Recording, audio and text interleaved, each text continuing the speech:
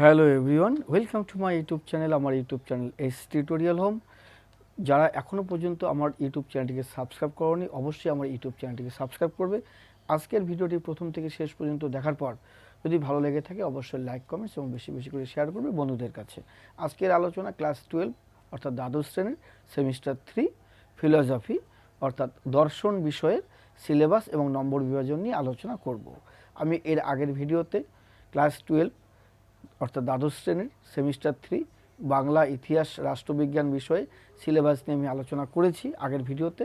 আজকের ভিডিওতে আলোচনার পর্ব হচ্ছে, আলোচনার বিষয় হলো ক্লাস 12 অর্থাৎ দ্বাদশ শ্রেণীর সেমিস্টার 3 ইতিহাস ফিলোসফি অর্থাৎ দর্শন বিষয়ের যে সিলেবাস এবং নম্বর বিভাজন সেটি নিয়ে আলোচনা করব। ঠিক আছে, তোমরা মনোযোগ সহকারে শোনো। যদি মনে রাখতে না পারো খাতা কলম নিয়ে বসো, লিখে ফেলো।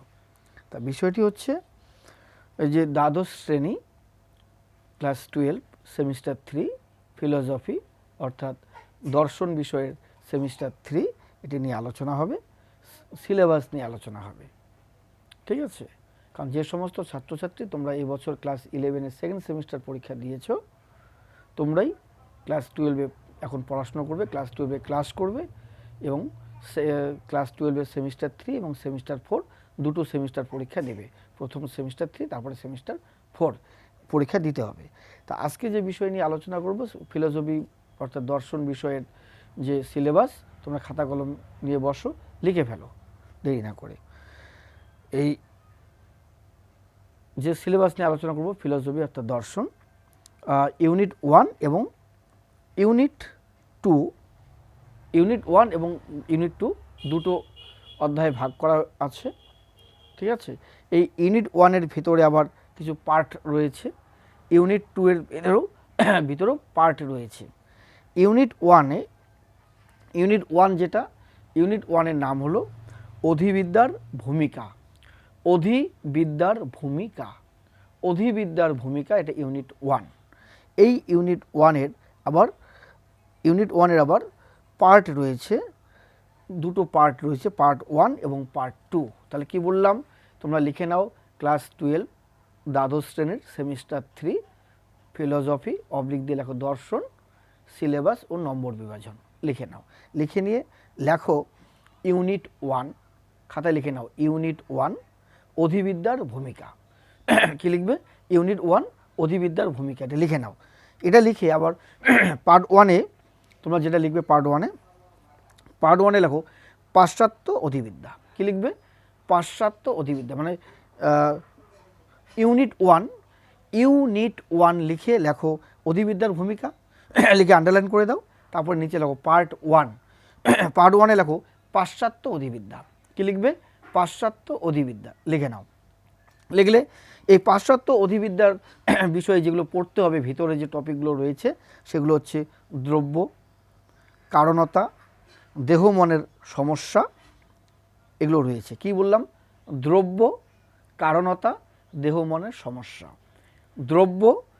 দ্রব্য, কারণতা, দেহ মনের সমস্যা, এগুলো রয়েছে ইউনিট 1-এর যে পার্ট 1 রয়েছে, পার্ট 1 ইউনিট 1-এর পার্ট 1, ইউনিট 1 তারপর নিচে রাখো পার্ট 1 পাশ্চাত্য অধিবিদ্যার ভিতরে যেগুলো পড়তে হবে, পাশ্চাত্য অধিবিদ্যার ভিতরে পড়তে হবে দ্রব্য, কারণতা, দেহ মনের সমস্যা।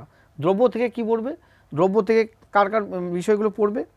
ডেকার্ত, স্পিনোজা ও লাইবনিস, লক, বার্কলে এবং হিউম। কি বললাম? দ্রব্য থেকে ডেকার্ত, স্পিনোজা ও লাইবনিস, লক, বার্কলে এবং হিউম, এগুলো পড়তে হবে দ্রব্য থেকে। আর কারণতা কি? কারণতা হচ্ছে সতত সংযোগ তত্ত্ব ও প্রসক্তি তত্ত্ব। সতত সংযোগ তত্ত্ব ও প্রসক্তি তত্ত্ব, এটা পড়তে হবে কারণতা থেকে। এরপর দেহ মনের সমস্যা লিখে নাও। দেহ মনের সমস্যা এখান থেকে পড়বে মিথস্ক্রিয়াবাদ ও সমান্তরালবাদ। মিথস্ক্রিয়াবাদ ও সমান্তরালবাদ। ঠিক আছে, স্পিনোজা, ডেকার্ত, এগুলো পড়তে হবে। এরপরে পার্ট 2, মানে ইউনিট ইউনিট ওয়ানের নাম কি বললাম, খাতায় লিখে নাও। ইউনিট 1 লিখে লেখো অধিবিদ্যার ভূমিকা।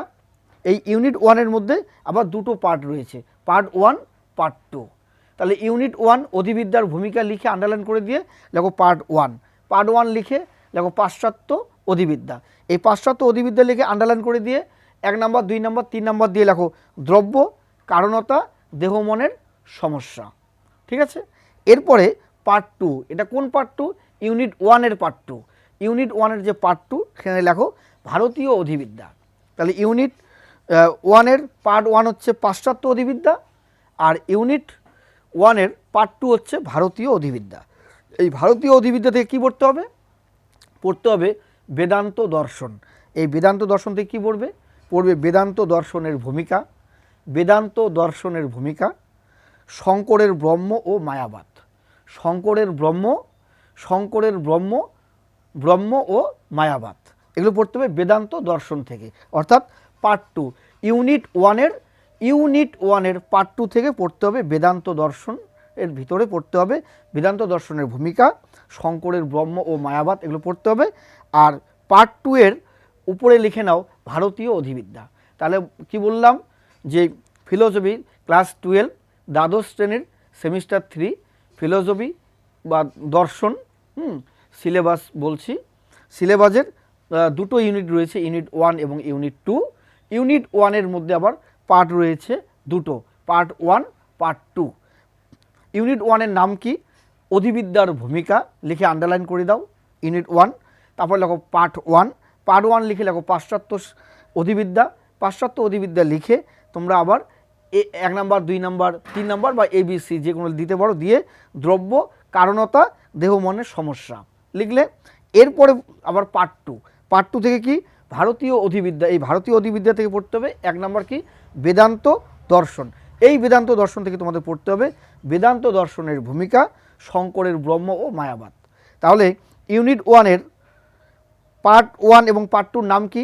ইউনিট 1-এর পার্ট 1-এর নাম পাশ্চাত্য অধিবিদ্যা, ইউনিট 1-এর পার্ট 2-র নাম ভারতীয় অধিবিদ্যা। আর মূল নামটা কি ইউনিট 1-এর? অধিবিদ্যার ভূমিকা।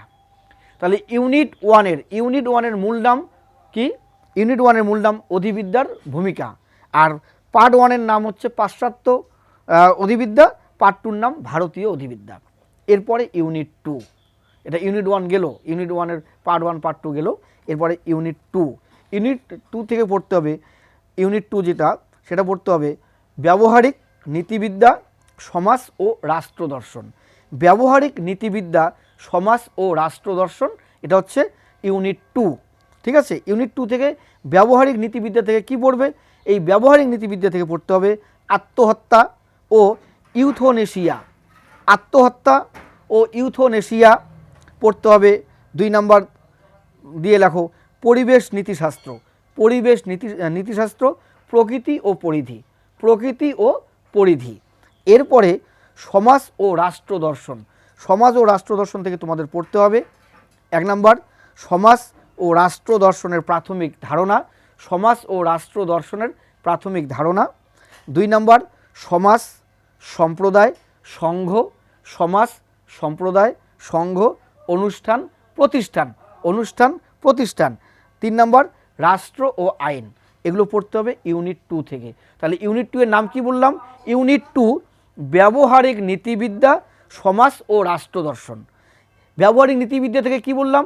ব্যবহারিক নীতিবিদ্যা লিখে আন্ডারলাইন করে দিয়ে লেখো 1 নম্বর আত্মহত্যা ও ইউথোনেশিয়া। ঠিক আছে, 2 নম্বর পরিবেশ নীতিশাস্ত্র, প্রকৃতি ও পরিধি। এরপরে সমাজ ও রাষ্ট্র দর্শন লিখে আন্ডারলাইন করে দাও, লেখো 1 নম্বর সমাজ ও রাষ্ট্র দর্শনের প্রাথমিক ধারণা, তারপরে 2 নম্বর সমাজ, সম্প্রদায়, সংঘ, অনুষ্ঠান, প্রতিষ্ঠান, 3 নম্বর রাষ্ট্র ও আইন। এই হচ্ছে ইউনিট 2।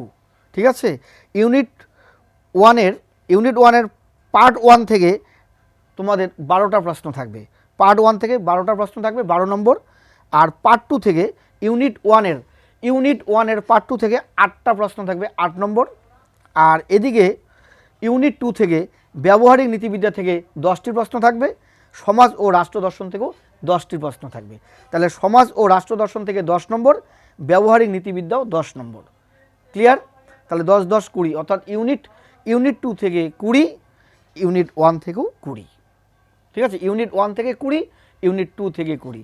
ইউনিট 1-এর পার্ট 1 12 নম্বর, ইউনিট 1-এর পার্ট 2 8 নম্বর, ইউনিট 2-র ব্যবহারিক নীতিবিদ্যা 10 নম্বর, ইউনিট 2-র সমাজ ও রাষ্ট্র দর্শন 10 নম্বর। ঠিক আছে, এই হলো 40 নম্বরে পরীক্ষা দেবে। ঠিক আছে, সব এমসিকিউ প্রশ্ন। হ্যাঁ, শূন্যস্থান এমসিকিউ, কোনটি কার উক্তি, এই ধরনের প্রশ্ন থাকতে পারে, কিছু বিকল্প প্রশ্ন থাকতে পারে, সত্য মিথ্যা থাকতে পারে, ঠিক ভুল থাকতে পারে। হ্যাঁ, সব মিলিয়ে 40টা প্রশ্ন থাকবে, দুটো ইউনিট মিলিয়ে 40 নম্বর থাকবে। তোমাদের ঠিকঠাক উত্তর লিখতে হবে, টেক্সট বইগুলো ভালো করে পড়তে হবে। আর কিছু বিষয় রয়েছে তোমাদের, এই যে আত্মহত্যা বা আত্মহনন, সুইসাইড, ইউথোনেশিয়া, স্বেচ্ছা মৃত্যু, পরিবেশ নীতিশাস্ত্রের মধ্যে প্রকৃতি পরিধি, সমাজ রাষ্ট্র দর্শনের প্রাথমিক ধারণা, সমাজ কি, রাষ্ট্র দর্শন কি, তার প্রাথমিক ধারণা, সোসাইটি, হোয়াট ইজ সোসাইটি। ঠিক আছে, সোসাইটি, তারপরে সম্প্রদায়, কমিউনিটি, সংঘ, অ্যাসোসিয়েশন। হ্যাঁ, এরকম বিভিন্ন ওকেশন রয়েছে, ইনস্টিটিউশন রয়েছে, তারপরে স্টেট ল যেগুলো রয়েছে, রাষ্ট্র আইন, এই বিষয়গুলো সম্পর্কে তোমাদের পড়তে হবে। যদিও এই বিষয়গুলো কিন্তু যারা সোশিওলজি নিয়ে পড়াশোনা করবে, সোশিওলজির সাবজেক্টেও কিন্তু এই বিষয়গুলি রয়েছে। সেগুলো কি, সমাজ, সম্প্রদায়, সংঘ, অনুষ্ঠান, প্রতিষ্ঠান, রাষ্ট্র আইন, আত্মহত্যা, এগুলো কিন্তু সোশিওলজির মূল বিষয় আলোচনা। যাই হোক, তোমরা এগুলো ফিলোসফিতে পাবে। তোমরা ভালো করে টেক্সট বইটা, পাঠ্য বইটা ভালো করে পড়বে, তাহলেই হয়ে যাবে। ঠিক আছে, আজকে তাহলে আলোচনা করা হলো ক্লাস 12 দ্বাদশ শ্রেণীর সেমিস্টার 3 ফিলোসফি অর্থাৎ দর্শন বিষয়ের সিলেবাস ও নম্বর বিভাজন নিয়ে আলোচনা করলাম। আশা করি সবাই বুঝতে পারলে, কোনো অসুবিধা হবে না। আর যদি টিউশন পড়তে চাও অফলাইন কিংবা অনলাইন, তাহলে আমার হোয়াটসঅ্যাপ নাম্বারে যোগাযোগ করো। আমার হোয়াটসঅ্যাপ নাম্বার 9093535537, 9093535537। এই নম্বরে যোগাযোগ করো। অফলাইন এবং অনলাইন দুটো সিস্টেমে আমার কাছে পড়তে পাবে। যারা কাছাকাছি রয়েছে তোমরা অফলাইনে পড়তে পাবে, যারা একটু দূরে রয়েছে তারা অনলাইনেও পড়তে পাবে। ঠিক আছে, এই হলো আমার আজকের আলোচনার বিষয়। এই ভিডিওটি প্রথম থেকে শেষ পর্যন্ত দেখার পর তোমাদের কাছে ভালো লেগে থাকলে অবশ্যই লাইক, কমেন্টস এবং বন্ধুদের কাছে বেশি বেশি করে শেয়ার করবে। আর যারা এখনও পর্যন্ত আমার এই YouTube channel S tutorial home, এই চ্যানেলটি এখনও সাবস্ক্রাইব করোনি, তারা অবশ্যই ইউটিউব চ্যানেলটিকে সাবস্ক্রাইব করবে। সাবস্ক্রাইব করতে কিন্তু কেউ ভুলবে না। ঠিক আছে, রাখছি আজকে এই পর্যন্ত।